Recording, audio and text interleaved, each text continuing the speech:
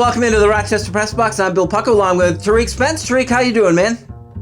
Pretty good. Hopefully everybody, the moms are enjoying their Mother's Day today. It's the Mother's Day episode. And Pat Duffy wearing a little Red Wings gear. Oh, my God. I love this jersey. Game worn from 1999. I had the name, but I totally forgot it. It's made by Mitchell and Ness. It's got the felt numbers on the back of it. It's got the felt logo on it. It's beautiful. It's like, 1919 style with the collar, and it's pretty cool. No big deal. Pat, I get asked this a lot. How many jerseys do you actually own? Do you have a count on the jerseys you own? So I stopped counting, but I'm over 1,000. I know that. So. Wow. And those are all pricey, too. Hey, Tariq, let's talk a little baseball. We got the Red Wings have begun their season. They got 2 weeks on the road. They open up this week. It was 609 days between games for this team. What are you looking forward to most? That opener on the 18th, that's the one I'm looking forward to. That's the one where fans will probably get a chance to see them live and play. I'm not quite sure exactly how they're going to do that. I know some of the tickets will be going on sale coming up this week for single games. It's at Frontier Field. I know people can watch the games and stream the games now, and there are ways to watch minor league baseball games. There's ways to watch any game, for crying out loud. But I think what's interesting about it is the Nationals now are part of this team, a part of the organization. They're coming in. It's new players, it's new organizations, but it's baseball. I mean, it's over 2 years, for crying out loud. Pat, it's not, but it isn't going to be the same. I mean, there's protocols, there's masks, there's vaccinations proof, and the crowds could be limited to under 2,000 when we actually get something settled here.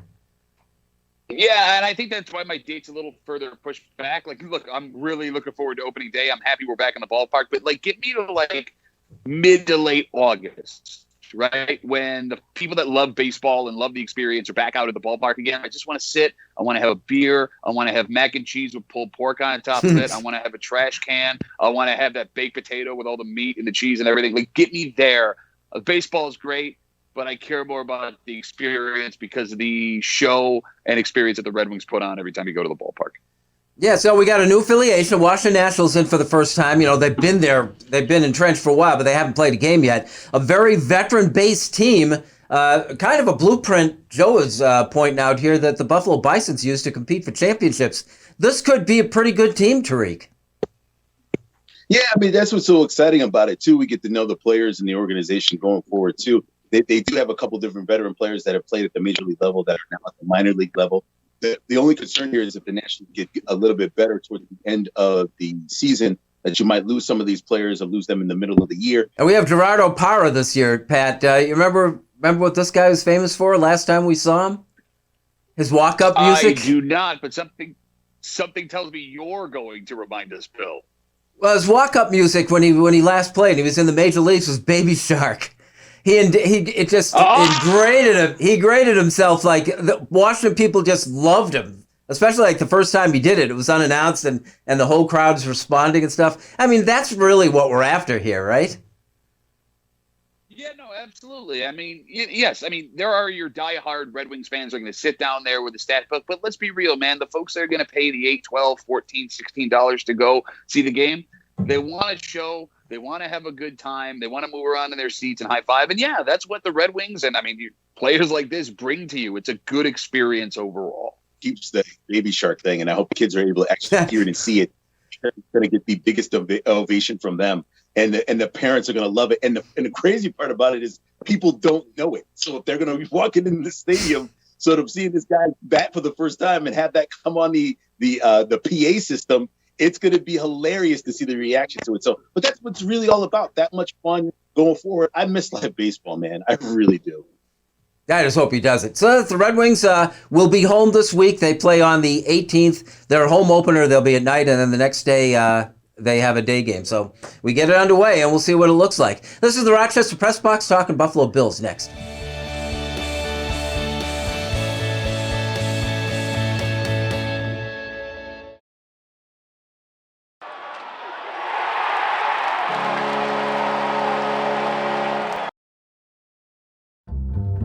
Original Bay Goodman Pizza, located on the corner of North Winton at Browncroft.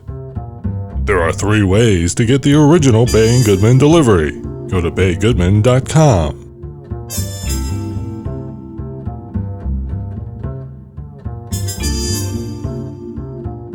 Welcome back to the Rochester Press Box. We had some technical issues in that first block. We apologize for that. We think we've got it fixed, and we'll do better this time. Pat, this is our first crack at the Buffalo Bills draft. What do you think?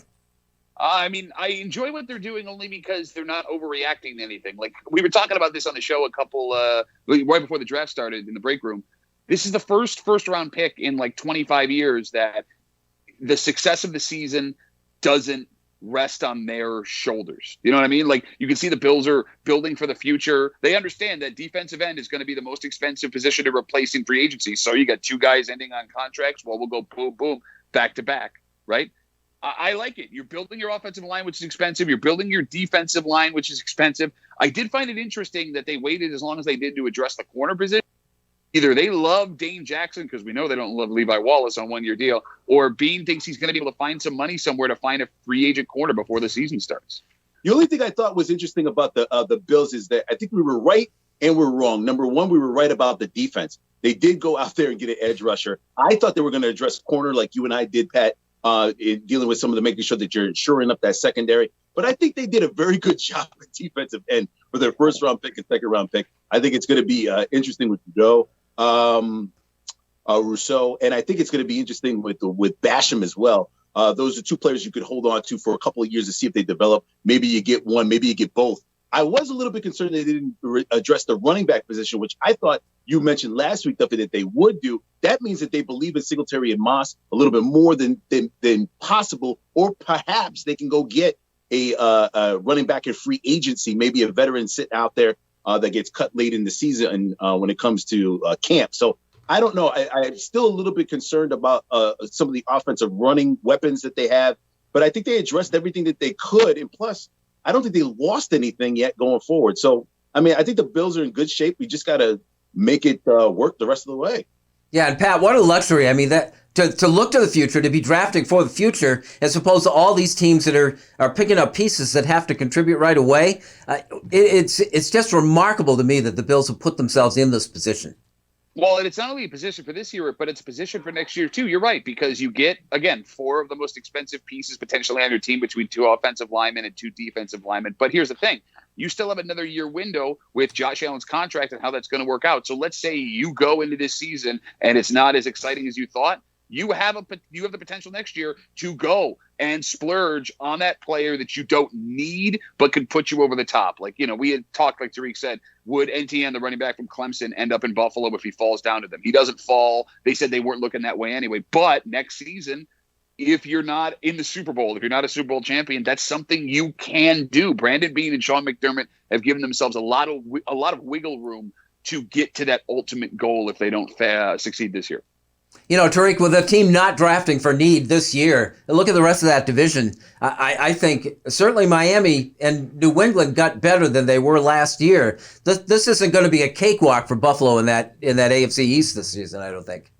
Well, we'll see. I don't know if they got a little bit better. I think the Jets took a step back with Zach Wilson. They're going to have to rebuild that whole offensive line, that whole offensive team from scratch. I'm not quite sure yet on Mac Jones. I think Mac Jones is going to take a little bit of time to develop if they get him in there. Remember, they still have Cam Newton. I think Mac Jones will play, though. I think before the end of the season, Mac Jones will play, and that will be to the benefit of the Buffalo Bills. So I still think New England's got a way to go. Miami's the only one I'm really concerned about. Will Tua take that next step as a player that it was drafted a few years ago? They took a gamble on him. He has not been able to stay healthy. So we'll wait and see what happens. I think the Bills have it for now. The surprise will probably be Miami. And I saw your eyes roll when I mentioned the Patriots, Pat. I'm thinking more about the free agent market for them in terms of their improvement. The quarterback thing, I think, is still something they're trying to cover up. Mm-hmm. No, quarterback, I agree with you. It's funny, right? Like when you talk about major college programs in the last 60, 70 years, there's one major college program you don't take a quarterback from. That would be Alabama, and Buffalo is playing 2 of them in their division. But even with the free agency stuff in New England, they went out and they spent a ton of money on not guaranteed players in positions that may not be impact places, man. I'm telling you, all of this Belichick's a genius stuff, grossly oversaid the last couple of years. You saw it last year. Looks like it was Brady. These ain't the Patriots of old, Bill, right? He can't just walk in there and say, do what I say. He's smashing phones on sidelines. He's wearing sweatshirts with holes in them in press conferences. I'm not worried. I'm not worried about it. Well, for Bills Mafia's sake, I hope you're right. And, this is the beginning of that 2-year window you talk about. And Buffalo is really, obviously, by the shape of their roster, going for it now. That's a great thing. This is the Rochester Press Box. Those are the Buffalo Bills. Like it or not, it's next.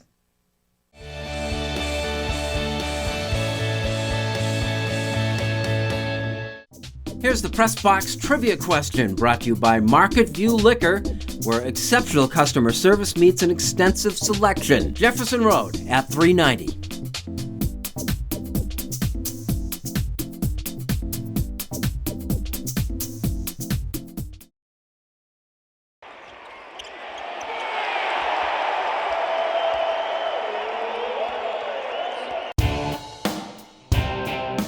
All of these things show Josh Allen has a strive for greatness inside of him. Falcon Around with Carl Falk. New episodes every Tuesday on Rock Sports Now. Here's the Press Box trivia answer brought to you by Market View Liquor, where exceptional customer service meets an extensive selection. Jefferson Road at 390.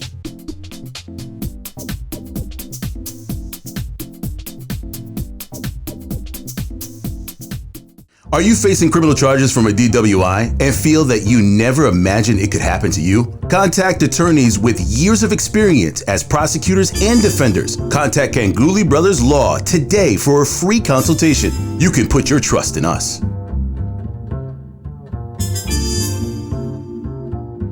Hello, everyone, and welcome back here to the Rochester Press Box, a segment of the Press Box brought to you by Ganguly Brothers Law Firm.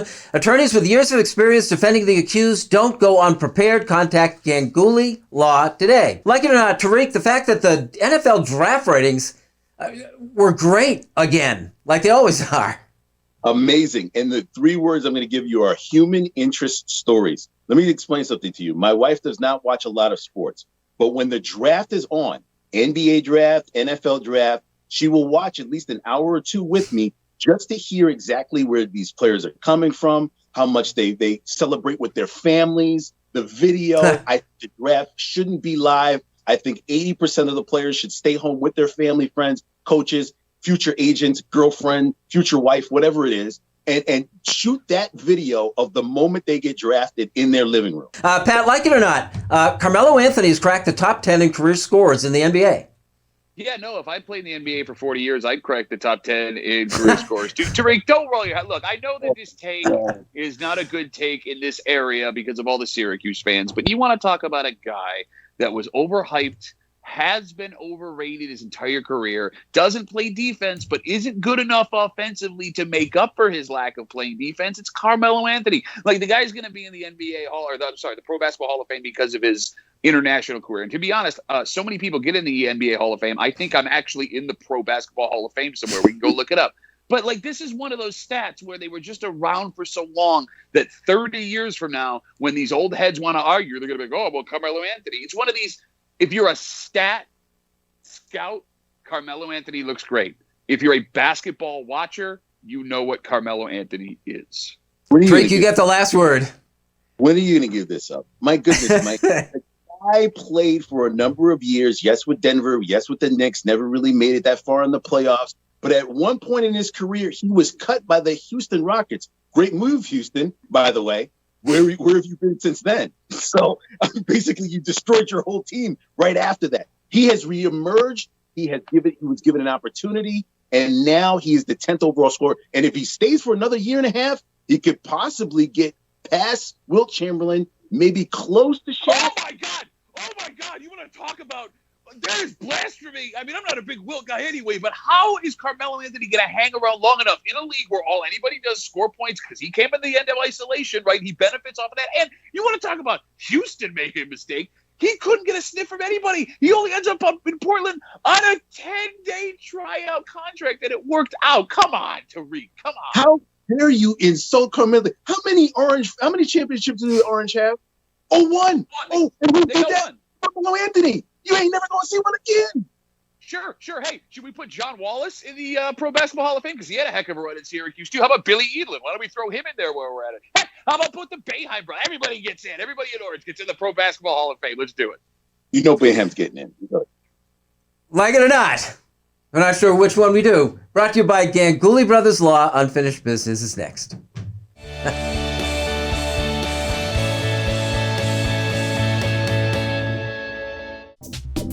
The Press Box Stat of the Week is being brought to you by McArdle's Restaurant in Fairport. McArdle's is open 7 days a week with dining available indoors and out, takeout and delivery. Come home to McArdle's.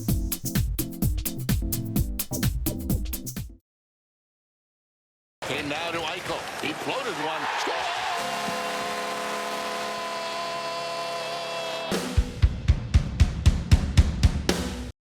Welcome back, and thanks for joining us. After all the years that we've been doing the show, would have thought that Carmelo Anthony's career would be the most controversial topic that we've covered. Pretty amazing. Time for Unfinished Business, Pat. Get us started.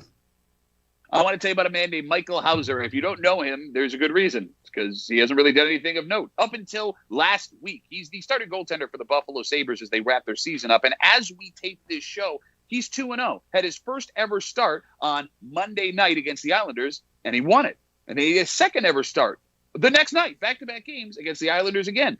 And he won it again. And not only that, he stopped, I believe, 79 of 85 shots in those two games. What makes this story so remarkable?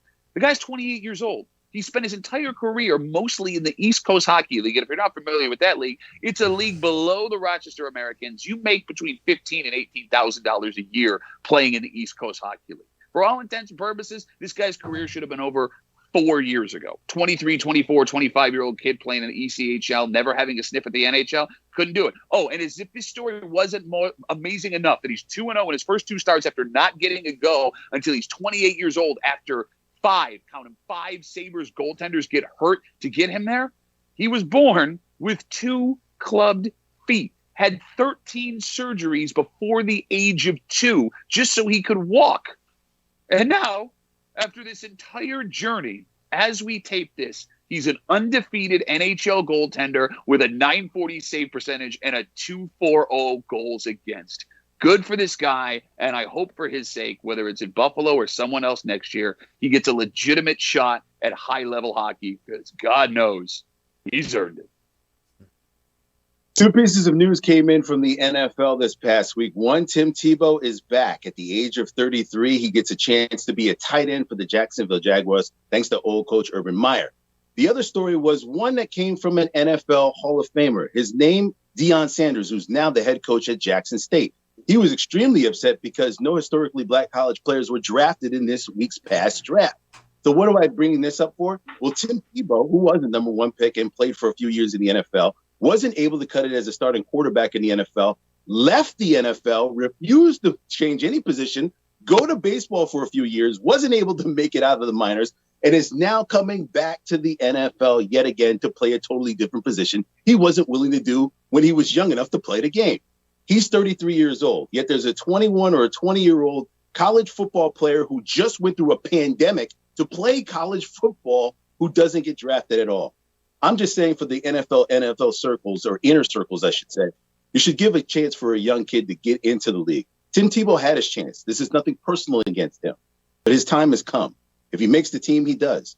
But the opportunity for that 21 or 22-year-old may be long gone unless somebody signs him undrafted. Hey, the late Keith Magnuson was a defenseman for the Chicago Blackhawks back in the 70s. He led the NHL in penalty minutes as a rookie, specializing in losing fights. One of my fondest hockey memories is of Boston's Derek Sanderson beating up on Magnuson, taking his uniform jersey off, skating around the rink with it hoisted on a stick before throwing it into the stands like red meat. Another is Buffalo's Rob Ray, who 20 years later took to taking his own jersey off before engaging in one of his many fights. That way his opponent couldn't pull it over his head, a tactic so impressive that the league banned it. That was hockey in the old days. I used to believe that this kind of stuff was part of the culture. Fans loved it. Heck, I loved it. But it isn't too unlike the joy that we experience watching the Buffalo Bills security guards descending on some drunk at a football game or slowing down to rubberneck a car crash. Hockey has distanced itself from much of the insanity, but it can't seem to get a handle on Washington's Tom Wilson, a repeat offender who was fined but not suspended for pounding New York's Pavel Butkovich face down on the ice in the back of his head and then injuring another Ranger in the brawl that then ensued. The outrage is not so much for justice as it is for what the sport really wants to be. Sometimes hockey seems to want to legitimize itself, but it still seems to cater to the rubberneckers. That's Unfinished Business, and that is our show. Gentlemen, Tariq, thank you very much. Thanks again, guys, and thanks for watching us. We'll see you next week for the Rochester Press Box.